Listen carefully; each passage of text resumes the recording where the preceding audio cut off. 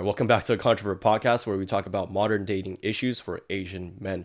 So today I went with my buddy Sebastian, who is also a dating coach, by the way. But what I did way long ago, what I really loved to do was go to the mall to talk to girls with my other friend. So me and Sebastian, we just met like this year. Basically, we thought, you know what, let's go and talk to some girls to enhance our business. And so we went out after, I don't know how long it's been for you, bro. It's been so long where I did a whole session like that. Oh, yeah. Actually, for me, yeah, it's been a long time since I did pickup for myself for that long. So we went how long? Like 4 hours today? Oh, basically a whole day pretty much. No, because we left the house at 1 and we didn't get back till 8. Oh yeah. 7 hours. 7 hours. Yeah. And we only had like a biology break. Yeah. Back then, man, like I would have these certain times where I go to the mall for at least 4 hours with my buddy. Yeah. And I'm talking 2012, 2010 to 11 to 12, 2013. That was when I was in 10th grade, like high school. And all the way up to like first year, second year of college. So it's been a while for me. Yeah. I'll say this, I've had some times here and there, like throughout this decade where I do like talk to some girls here and there, but today was just like brutal, right? Yeah. But we got a lot of notes just from today. Yeah, right? Lots of rejections. Yeah. A lot of rejections because it was 7 hours, brutal 7 hours. Yeah. So Sebastian, I'm gonna just get started with you, man. Like, sure. What were your points of like today, like a decade ago, like cold approaching versus now? Yeah, so for women, the filtering process and standards have changed. I wouldn't say the standards have been increased or decreased. I'll use the word changed, okay? So if you look at the podcast where we talked about the footage, the cold approach footage, where we were talking to girls, there was one girl in particular, she said, she asked me, how tall are you? You can tell I'm the calm and cool one. He's the comedic and funny one. So how tall are you? Listen, 10 years ago, I've never heard of that. I've never heard of a girl ask me how tall I am, okay, as a standard or checkbox. You know what girls used to ask me back then? Yeah. As their filtering process or what's part of their checkbox? Uh-huh. They would try to figure out and see if we both have similar interests. Oh, yeah. Yes. Yeah. So for example, the girl, they wouldn't ask me directly, but she would say, last night I watched this episode of, Sex and the City, or I watched this episode of Friends, or, hey, last week I was at XYZ fashion show, or XYZ opera play, or she would tell me a lot about her interests, right? Because she wouldn't directly ask me, but she would try to see how I would react to her interest. Okay. Which is a very good technique for girls to use, by the way, right? Because she's trying to get the guy to share about his interests and have him open up. Come to a similar ground, right? Yeah. Because Okay. she's trying to figure out, okay, does he have similar interests as me? Or does he have any interests I find amusing, right? Or I find amazing. Like, I want to see what his interests are. That's how it was about a decade ago, okay? And, that's around the time I first started pickup, and I was hopeless back then, right? I was completely hopeless. I would talk, my interests are, riding my motorcycle and video games, right? Like, and some girls are like, what the fuck, right?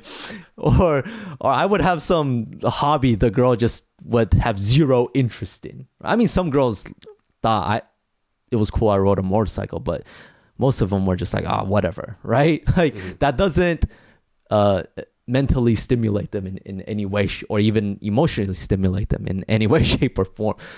And you're saying now or like before? Before. Before. Like me, yeah, because I was hopeless. I didn't know, right? I didn't know any better. I just thought, honesty is the best policy, which it still is, right? But I didn't develop any interests or hobbies that can connect with women. So are you saying that like girls back then, they were like more interested on getting to know you? Oh, versus 100%. You just 100%. trying to get to know them. Right Oh, now, it's both. more of a unilateral relationship. Yeah, well, it's back then girls made an effort, right? Like, oh, okay, let me see where this guy's interests are. I want to know, I want to dig for more information about him. Yeah, yeah. Which is what women are supposed to do. It's still true today. Like some girls, like if they're interested in you, they'll do that. Oh, yeah, But yeah. I feel like even if they're interested in you to this day, they will not know how to like communicate that. They will not know That's how a to big show that. They possibility, would just yeah. keep letting you asking the questions, but she doesn't ask any back, right? No, that's fine. That's fine, because if we were to talk traditional gender roles, the man is supposed to lead, which is okay, you know, which is fine. Whether you disagree or not with that, you know, it's whatever. I don't care disagree. about. I'll talk about that in a minute. Oh, that's fine. But you talk, yeah. Yeah, even if you disagree on that point, when we bring it back to cold approach back then versus now, we have video proof. You know, girls, it's like, oh, it's all superficial, right? Oh, how tall are you? How old are you? Like, it's like, what the like? Seriously, you don't ask me any other thought-provoking questions, right? Yeah. Okay. Yeah. So back then for me, right? Like I got asked a lot, how old are you? Because 10 years ago, Yeah. I was what, like 19, 18, whatever. And I was talking to these girls. So I did look pretty young. So that was a standard question I got. Right. But what I did get a lot too was also, hey, you look like you're pretty fit. Do you like do any dancing or anything? And I would tell them, yeah, I like to break dance. Yeah. And then they would be interested. Yeah. But nowadays, when I tell girls that, actually, I don't really get a chance to tell girls that. Yeah, you don't even get the chance. That's They don't what I'm even saying. ask that They don't, much. Yeah. Yeah. But I have to tell it myself. So when we do have that conversation, Yeah. and I go like, yeah, I like to break dance too. Yeah. I ask her, oh, you like to dance? I like to break dance too. And then she just like moves on to the next topic. Yeah. And that's what happened in that one scenario. We played that footage. Yeah. By the way, just to give a little context, the last video that we uploaded, it was about how we just cold approached some women just today, actually. Raw And just footage. raw Yeah. footage, not edited. And there's this girl that asked Sebastian, how tall are you? What he just said, right? And then we were vibing. We were vibing, having a good time. Correct. And all of a sudden, she asks us this out of pocket question. It was like middle of butt nowhere. Yeah. I was Yeah, like, yeah, what the hell? Yeah. And like, you even see my expression on my face. I'm like, what the hell is this? Right. But yeah. So I do feel like It's changed. it's not that they're not interested. Yeah. I very much talked to girls that were interested in me, but they don't know how to show that interest. Yeah. And here's my hot take, bro. Go I for feel like because today we're talking to a lot of Gen Zs. it. Okay. We talked to a lot of Gen Zs. We did. Yeah, we did. And Gen Zs are kind of, I'm gonna be straight up, they're kind of full of themselves. Like they, okay. They can be. They definitely can be. I'm not saying all Gen Zs. No, That's, no, not that's all, not all. obviously their woke defense. They're gonna be like, no, you know. But what I'm trying to say is that whenever I date Gen Zs, they more so talk about themselves rather than listen to what the other person has to say. Yeah. Yeah. And this could be guys or girls. I'm not just saying this. And okay, like a lot of people that I told this to, they would be like, well, maybe that girl is just not into you. Then why is it my guy friends that do that too, that are Gen Zs? Yeah. Why is it even my female friends that are Gen Zs and not even dating interest? Why is it even my cousins that do that? They always find a way to spotlight that onto them. Yeah. Okay. Now I'm done with that like Gen Z thing. Going back to what you had to say about like men lead, right? Yeah. I do agree. Men do lead, but I think that when it comes to finding out interests, Yeah. it's a two-directional take. Like both the man and the woman should find out. Like they should both be strategic on like figuring Ideally. out- yeah, they ideally. should both Yes, be ideally. strategic Yeah. on what they ask. Like for example, what you said, why do women not ask if you're a family man? Yeah. right? That's not the questions that we get asked nowadays. We No, get no, asked, no. are you, tall are you? how tall are you? Yeah, and then what did you say? You said, How tall do I look? she said her preference, right? Yeah. Well, probably, she said she said, "Oh, you look 5'11." And then I snapped back. I said, "No, you're supposed to say I'm tall enough." Yeah. Yeah. And but yeah, it's changed, going back, it's changed 10 years ago, or at least in my experience, right? 10 years ago, girls really did their detective work on a guy, right? They really did. But now it's more face value, right? It's like, okay, how can I judge this guy for who he is right here, right now, right in front of me? Yeah. Right? Oh, the first immediate check boxes. Oh, how tall are you? And do you think that's why it also makes a lot of men nowadays? The whole pickup game, it kind of died down. Oh, remember back then, simple pickup blew up, and now you don't really see content creators making that sort of content. Yes and no. So the thing about why pickup is dying, I'll openly say this, pickup is dying. It's because a lot of men aren't willing to take it upon themselves to really make the effort. Because a lot of them are thinking, why make the effort if these are the girls that I'm going to be stuck with, and these are the type of girls I'm approaching? And by the way, Sebastian has had over 100 men sign up for his dating course before. Yeah. So he has a bunch of statistics. I can't even fucking talk today. It's okay. He has a bunch of stats that proves that. Yeah. And so when he says that there's a bunch of men, he's talking about there's lot of students that have done this before. 100 plus. Well, as of now, I would say over the years, over 4 years of coaching, I've had 130 students total. I round down, to 100. But haters are going to be like, oh, that's not enough, Sebastian. Yeah.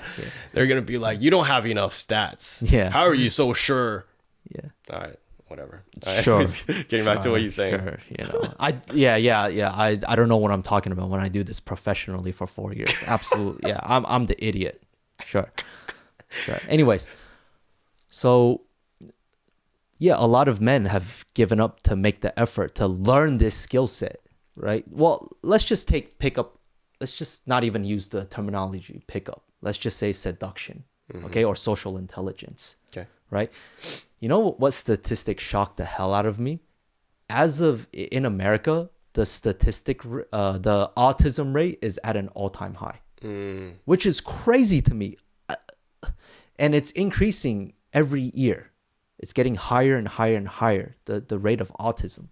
So you're saying like if a guy has autism, he won't be able to cold approach a girl that well? Well, yeah. So the more difficult students I have are the autistic students, the more difficult ones. Okay. But, well, they themselves make it difficult for themselves in a lot of ways. So let me explain. So it's not because of their handicap. Let me explain. So as a coach, autistic students, we see them as double-edged swords. Okay. The negatives they have is they just don't understand a lot of social cues. Right. Okay. So for example, I met an autistic pickup artist. Okay. He sucked, by the way. I met him in Eastern Europe. I met him and I went to introduce myself. So let's role play, okay, really quick. So I'm gonna do that shit with you. I said, hey, my name's Sebastian. What would you normally do? Wait, give me 1 sec. Okay. Go ahead. Okay. Go ahead, keep doing your role play. I'm gonna fix this camera real quick. Oh, okay. So I introduced myself to him, right? And all I did was say, hey, my name's Sebastian. What's your name? Okay. Let me ask you, what would you normally do, Panda? Let's just go.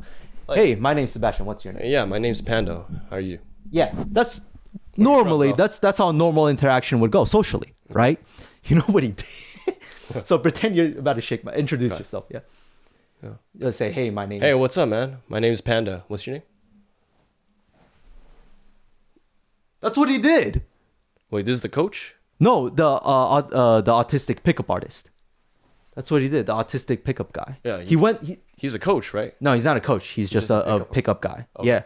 And at first, I was like, what the fuck is wrong with this guy? Is like my hand dirty?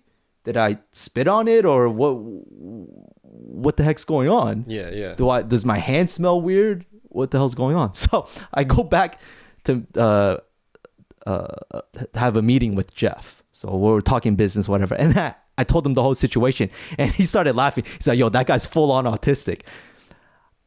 And I was like, wait, what? He's autistic? He's like, yo, he doesn't understand social cues. Right? So Jeff told me, he said, you know that a lot of our students are like this, right? I'm like, they're autistic? I didn't know. I was a fairly new coach at the time, so I didn't understand a lot of the students we have are autistic. Yeah. So I asked Jeff, I was like, okay, what do we do? He's like, okay, let me tell you exactly how to coach an autistic student. Okay. They don't understand social cues, but they have a gift. I'm like, what's the gift? He said, they follow directions to the absolute T. They can perfectly follow directions. And he said, that's a very common thing amongst autistic guys. And a lot of them end up learning really fast because they're really good at following instruction. Okay. So if I tell autistic student Bob, hey, when you approach a girl, do X, Y, Z, you know what they do? They go, okay. No fuss, no ifs, no ands, no buts, no rebuttals. They just say, okay. And they do exactly what we tell them to do. A lot of our non-autistic students, they go, no, I can't, that's going to make me nervous or anxious or no. Or they hesitate. The autistic guys, no hesitation. They just do exactly what we tell them to do. So it's sort of like a double-edged sword. And anyways, going back to what we said earlier with pickup, nowadays, a lot of guys just, they don't make the effort anymore. And it's sad to see because the rate of autism is increasing every single year. But you just said like autistic guys follow directions to the T, right? Yeah. They're really good at following directions. But I mean, if they're good at following directions, then why is that making like cold approaching like lesson? Why is that killing cold approach or killing pickup in general? Because a lot of these autistic guys without direction, they get no results. Oh, okay. Yeah. Oh, so for example, gotcha. like if I'm not coaching an autistic student, they're going to have an extremely difficult time on their own because they're not aware of a lot of social cues and a lot of social situations. Yeah. But as a coach, I can step in and be like, hey, in this specific instance or environment, you need to do X, Y, and Z. Mm-hmm. And then they follow it to the T.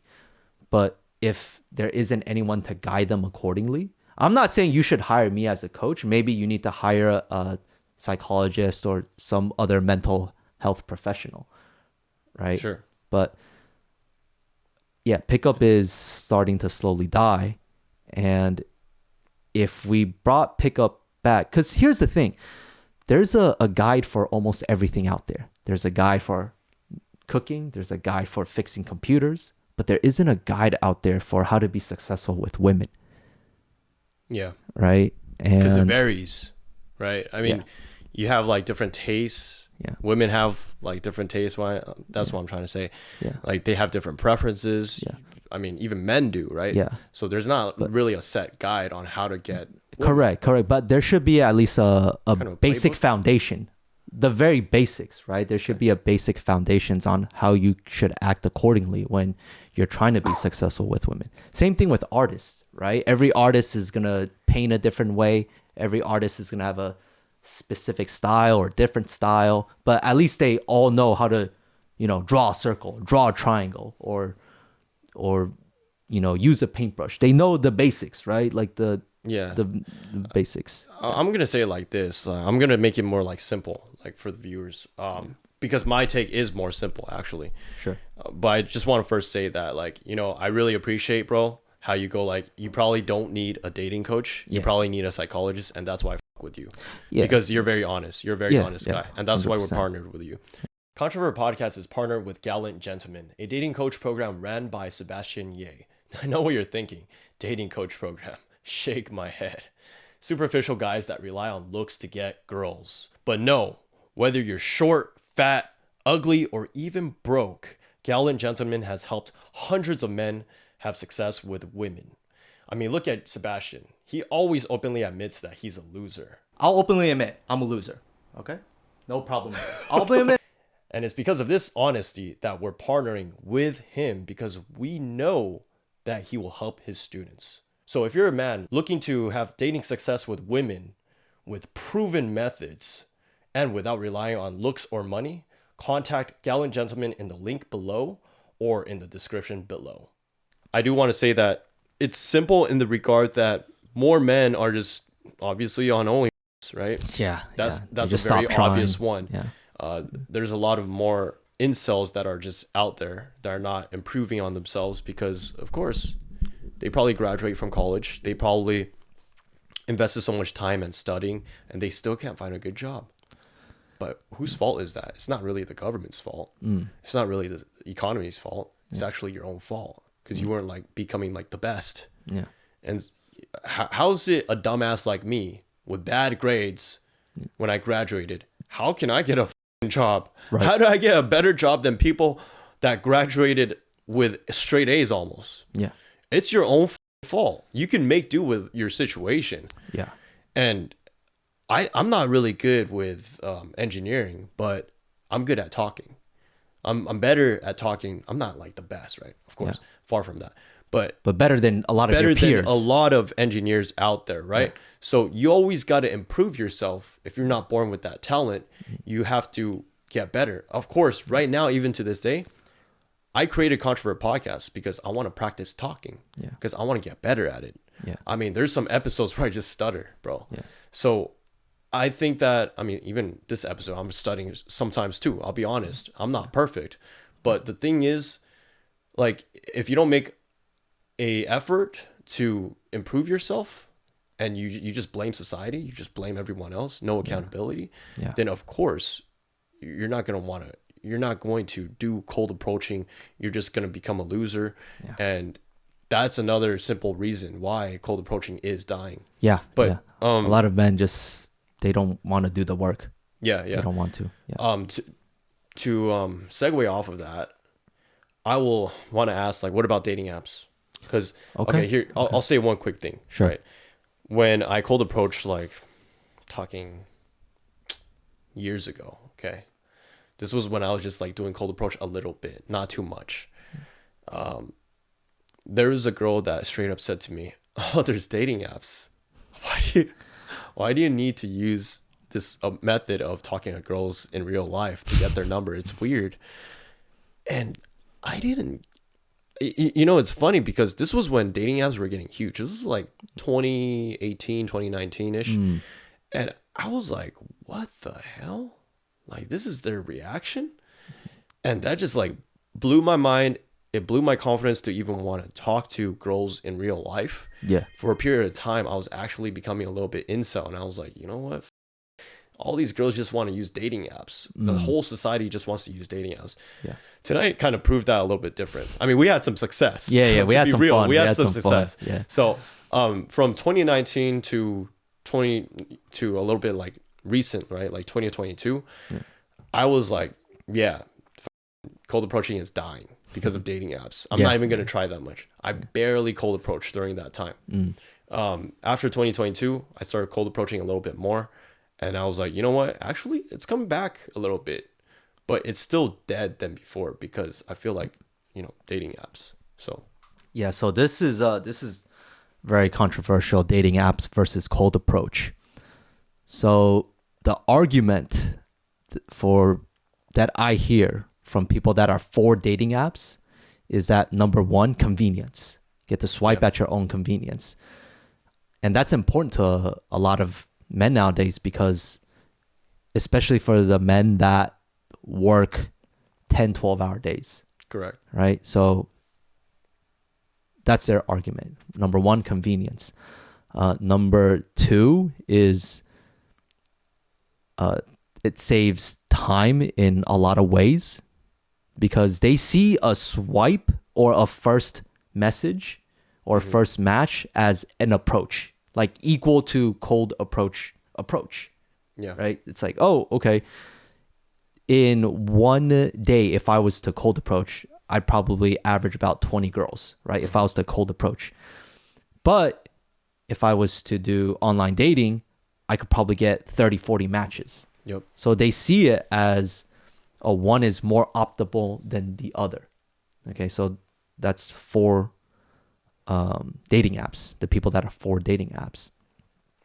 And I'm just like, that's such a terrible argument. I was just like, about straight to say up, the same I'm thing. like, that's such a terrible argument. I'm gonna be straight up Right? right now. I feel like the people who are for dating apps, Yeah. losers, man. Yeah, to me, it's a now actually. So the people I do agree that are for dating apps are the ones that are really good looking. That makes sense, right? Because now you have at your own convenience a plethora of women, right? At your own convenience versus you got to go out, you got to dress up, you got to go out and right, you got to shoot your right. Okay. Yeah, if you're really good looking and tall, it makes sense for you to be on a dating app for men. Yeah, it makes sense. But okay, like I look at it like this: it's bad for the whole society because yeah, you do have convenience, but in another sense, because it's so convenient that now you don't really have like this ability to be profound with one another. Now you're just swiping away. I mean, look at our parents' generation, right? Yeah, our parents' generation, they were working. Yeah. And they still were able to meet the love of their life. Yeah. Right? Yeah. I think we just have this bullshit excuse like, oh, we're busy. I'm just too busy. What are you busy with? Scrolling on your phone? Netflix? Yeah. And it's crazy that we've popularized Netflix and we've normalized how you just go home after a long day of work and you just Netflix. Bro, our parents did not slack like that. Yeah. And like some people might be like, yo, you're hardcore. Why are you comparing us to our parents? Bro, like that just shows how lazy we are as a society now. Yeah. In a sense, the whole society is becoming more autistic. Yeah. Yeah. The human to human interaction is starting to go downhill. Right? Less and less people. I'll use I'll use my own personal experience as an example.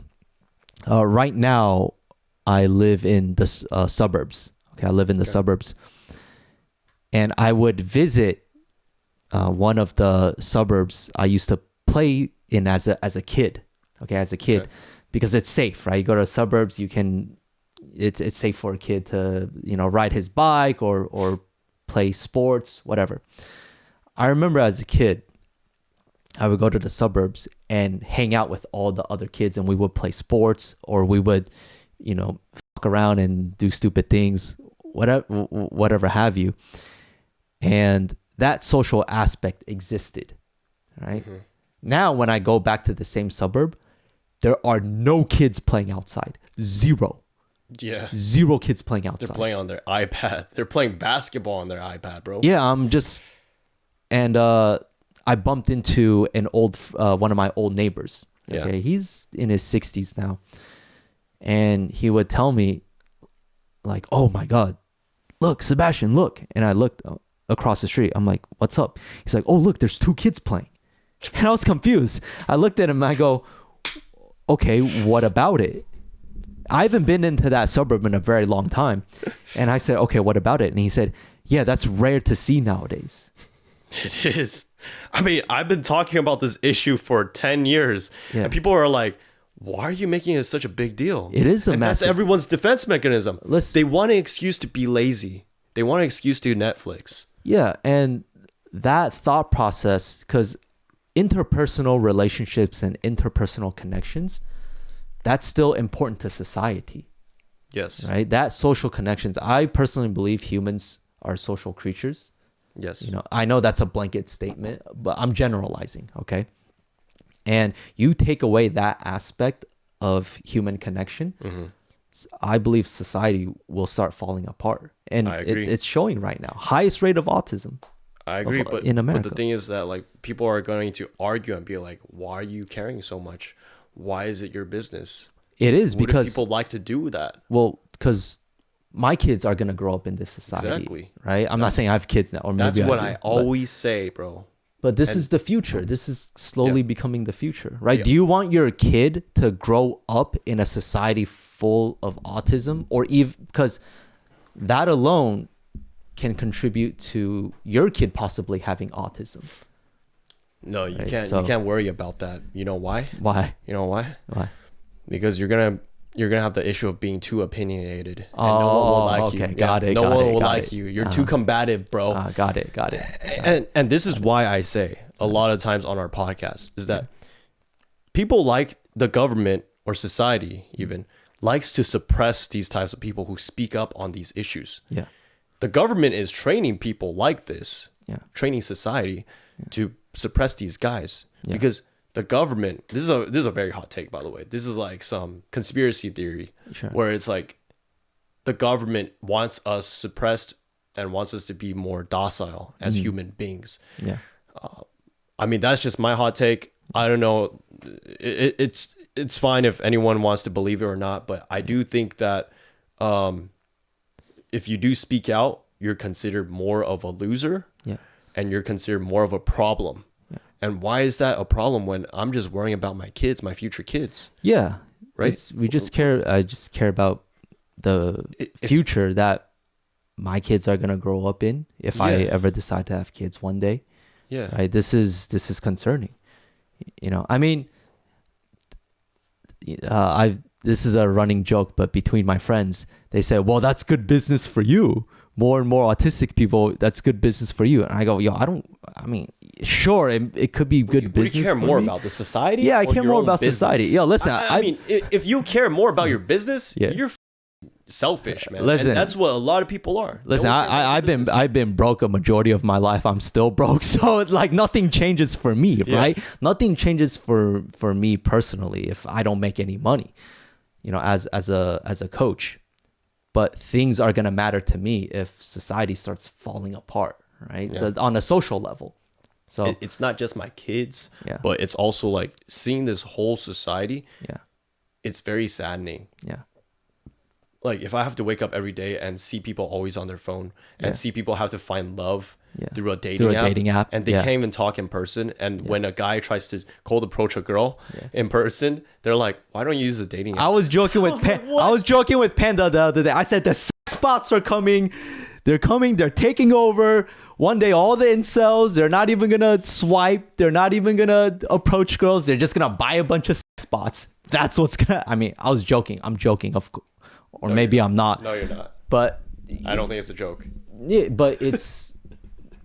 I mean, I joke in terms of once the spots arrive, we're all We are literally and figuratively. Okay. literally all fall. Once the spots come, literally come. Okay, once the six spots come, we not because men are just gonna stop trying altogether, Yeah, yeah. right? First it was the dating apps, right, and then slowly it's gonna be AI girlfriends, right, or like only right. A lot of these OnlyFans girls, AI accounts are being, you know, are the ones running these accounts. A lot of AIs, a lot of managers, Do you right? do you remember like why you brought up the spots thing? Oh Do yeah. you remember? It's funny. Well, you could talk. I don't want to put you on the spot. No, you can burn me, bro. I don't mind. All right. So Panda showed me a video clip of an AI girl, and he said, "Yo, this AI girl, if she was real, I would marry this type. This is the type of girl I want." Okay, I didn't Right? say Or that. something okay, to that okay, extent. Go I ahead. said I can start understanding why men start falling in love with like these AI bots, Oh, okay. and they get their heart broken by them. I can kind of start understanding. Like if that was real life girl, I'd be like, damn. Yeah, that's what I meant. That's If that was a crazy. real life girl, yeah. Yeah. So, and then I also talked to Panda, like, yo, there are AI models, actual models on Instagram that are AI generated. Yeah. And they're being hired by these top tier modeling agencies. So if these AI girls can become models, they can also become your girlfriends, right? Because they're AI. There was a guy recently that Yeah. I think committed suicide because his AI girlfriend or wife broke his heart. Oh, that's crazy. I don't know how real that news is. I don't know how real so that is either. If but- anyone wants to like comment proof, make sure to like comment below that. yeah. But So you see a progression: dating apps, only girls, mhm. AI girls. What's next? The sex bots, Yeah. right? So once you guys can already see in real time how society is falling apart due to these things incrementally. No, falling apart. but you can't care about that, Sebastian. You know of why? course. If you do, you're too opinionated. Oh, of course. And of if you course, do, you know what? They're gonna be like, "Why do you care? Why don't you care about yourself? Stay in your own lane, bro." And here's the thing. Everything I'm saying is actually going against it can go against my business model, right? Because it's like, why are you revealing these things? As a coach, you should be keeping your mouth shut and cashing in the checks. Exactly. I'm like, no, this is a serious issue, right? Yeah, you know, like what he's trying to say is that because he runs a dating coach business, if there's more incel guys, of course there's going to be More money for me. money for him, Yeah. more potential clients, right? Correct. So him speaking out on this issue, he actually cares about that. So the fact that you care about it and you don't just want to generate more income, and you actually want to make a difference on this. 100%, I do. Like you want fair business. Yeah. But at the same time, like you're like, let me tell you why. Because what good is money in a fallen society? exactly, yeah. That sucks. Like it's like if you wake up every day and you see your peers just doing this degenerate shit, Yeah. it's like crazy. What's the point of being rich in a degenerate fallen society where they're just guys are having sex with spots and talking to their AI girlfriend? Yeah. It's like what's the point of having money in a society like that, right? So that's why I care. That's why I care. Yeah. So to me, it's the money. Yeah, the money's great. I'm not gonna lie. I love money. I'm not gonna say I hate money, right? But I want to make money in a way that is right and just, and I'm genuinely helping people instead of contributing to the problems of society. The scourge. Yeah. You know, like a lot of like my close friends, they would be like, well, you know, the fact that you talk more about these issues, there's going to be less of these guys. And if you want to have a easy route to be above these guys, you shouldn't be talking about these issues. You should be happy that this is happening. I'm like, no. Yeah. It sucks to see men like this. Yeah. It's pitiful as hell. Because like if you can't even cold approach a girl, if you're that scared, how do you have the balls to even do anything in your life? And me seeing that, I'm like, I can't really relate with anyone at that point. I can't make new friends. I can't meet new people. And if it's like what you said, we are social creatures as human beings. If I can't do that, that fucks up my own happiness. Because now I feel like I'm the only one. I'm the isolated one out of all these people who are incels. Yeah. Except for maybe me and my close friends. But this is also starting to affect my close friends too. Yeah. They start to complain about this, but they don't know. In turn, it's actually affecting them too. Yeah, I can't tell you the amount. So I'll keep him as anonymous as possible. But I had a student that was, how do I phrase this? I'll just say he's military. Okay. He was military. I think he still is. But I'll just say he's hardcore military guy. He's done tours in the Middle East and he's been on the battlefield. I'll say that. He's been in war zones. And he was an extremely difficult student because he has high approach anxiety. And I'm confused. I'm thinking, hold on, you've seen war and you're afraid of approaching a girl? Like, what the hell's going on? Holy shit. Yeah, I'm like, you've gone through some of the scariest, most toughest. You're literally a man's man. Okay? And you're scared of approaching a girl. You know what his response to me was? He said, if I had to pick approach a girl or go back to the battlefield, I'd rather go back to the battlefield. I think you mentioned this to me before. Yeah, to me, that's just crazy to me. Yeah. That's how far society has fallen when it comes to the dating world. That they're scared of women. They're scared. They're scared of approaching women. I'm going, what the hell is going on? This makes no sense to me. You know, men really are scared of women. I'll say this because a lot of people, men especially, they're scared to come on this podcast and to speak about the issues that men are facing. Because they know like the feminism wave is so strong that if they say anything, they're gonna get canceled. They're gonna get canceled. And there's this period of time, like, let's say when Facebook was at its prime, whenever you would leave like certain messages or certain comments, that was just a little bit like disapproving of a woman, not even against women, not misogynist, but just like not approving. Like, for example, dating preferences. They'd be like, oh, so you're saying women cannot have preferences, and you would get canceled in the comments. So during that time, I feel like many men got so scared of that that now it's protruded to like even right now where they're just like, I don't want to deal with women because anything I say, this whole wave of feminists would attack me. It's a lose-lose situation. It's like, like, oh, if I say something, I'm gonna get blasted for it. But if I don't say something, then society is gonna slowly fall apart. Double-edged sword, like what you said. So it's crazy. It's just so crazy to me. And I kind of want to touch base on, so that student I talked about, he's Asian. He's Asian. I'll openly say this. A majority of my students are Asian because we struggle the most in the dating world in America specifically, or in the modern West. And he knows this. He understands, oh, okay, Asians, we have a lot of disadvantages, right? And I said, yo, we got advantages too. As Asian guys, we have advantages too. I'm going to tell you a hilarious story. So one of my wingmen that I knew way, way back when I first started, his name is Tam. Big shout out to Tam. He's Vietnamese. And one day he was super excited. He's like, yo, Sebastian, I got this new technique. I got this new technique to being successful on a date. How to have a really successful date. And I said, whoa, what's that? He said, yo, take the girl to Guitar Center. I'm like, what? Guitar Center? He's like, check this out. So 1 week later, he called me. He's like, yo, you need to come to the Guitar Center in 2 hours. I said, why? He said, we're going to go on a double date.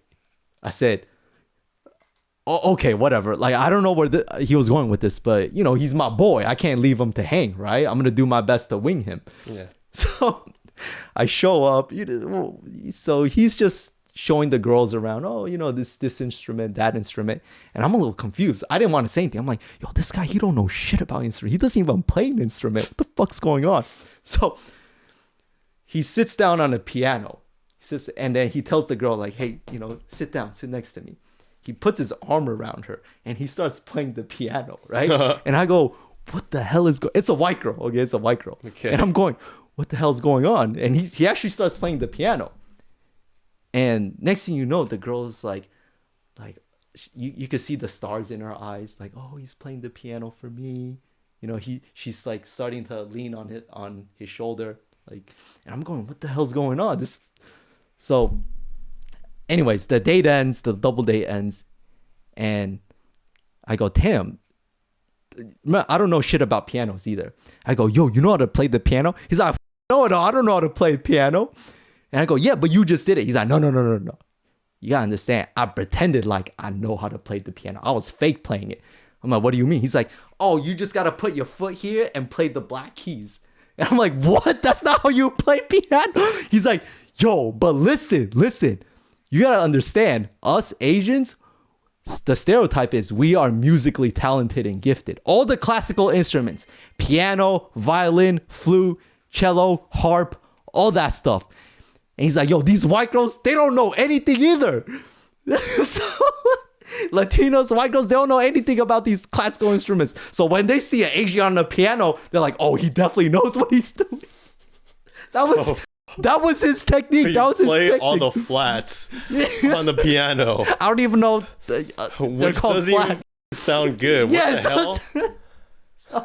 But it worked, right? So, all jokes aside, right? The advantages we have, we could play into them, right? Number one, we're known to be musically talented, right? Number two, we're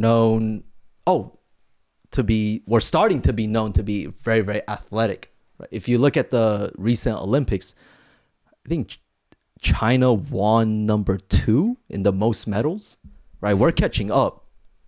I think at one point in the Olympics, China had more medals, so we can play into that stereotype as well, right? And a third is you can get into the K-pop angle, right? The Asian guys are really good dancers, right? So all of these stereotypes we can use to our advantage, right? We can play that card. And it would help for cold approaching too, because like a lot of men, like they're Asian men, right? They're scared, like, I look like this, but if I just go on a dating app, then I could just get like an Asian girl who won't judge me. Yeah. But I feel like it's also a way to build yourself if you know how to talk in real life. Yeah. Like just like to a random stranger, then your dates will be a lot better. Oh, too, of course. I mean, that's obviously a given. And I just want to tell Asian guys, use these positive stereotypes to your advantage on top of what you just said, right? Learning all these. We could talk more about like the Asian advantages like that men have. Of course. Asian men have. Yeah. I do think that we've talked about that before. I talked about that with another friend of mine that was on this podcast. Yeah. Feel free to check that out, by the way. But yeah, I mean, let's have another session. So if you guys want to see like this whole session about like talking about the advantages of Asian men, make sure to stay tuned. Make sure to subscribe. But we'll end it here for now, because cold approaching, I feel like we already butchered the hell out of it, man.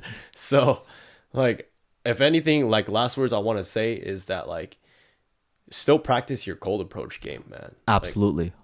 Like, anyone out there who thinks that it's dead, it's not dead until like society starts falling. Society really starts falling to that point. Yeah. So we really got to keep it up. Yeah. But aside from that, we will see you guys next time on the Controvert podcast. Peace out, guys.